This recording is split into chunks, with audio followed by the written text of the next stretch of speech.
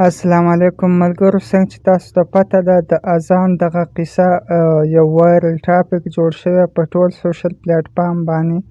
خلک لګیا دي، ګروپونه یې ګرم کړي او ګپ یې پرې جوړ کړی دی. څوک وایي د اذان ویډیو به څوک راکړي او څوک وایي چې د اذان ویډیو که چاته په کار وي نو ایزي پیسه وکړي. لکه په دې خلکو باندې دونه زور دی چې خلکو ته ایزي پیسې هم کوي، خو لکه دا ویډیو ګوري.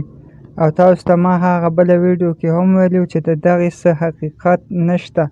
دغه څوک بل څوک هلک و، انګریز و او هغه سړی غلط کار کولو او مطلب به یې ایډیټ کړی و او د اذان وایس و یا د بل چا خو هغه ویډیوګانې په دې وایرل کړې چې دا اذان دی.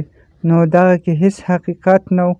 دغسې ګوره که چا له د اذان ویډیو په کار وي نو فرینډ ریکویسټ وکئ، عیبې مه کوئ. کپړې لکه صفا خوښئ، مکان صفا خوښئ، خو خپل ذهن دا خلک صفا نه ساتي.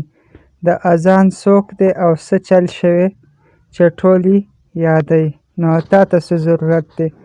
اذان ویډیو راکئ او میوش حیات والا واخلئ. ټول دقسې یو وایرل ټاپک دی او په ګروپونو او پیجونو نه هر څوک لګیا دي ویډیوګانې پرې جوړوي.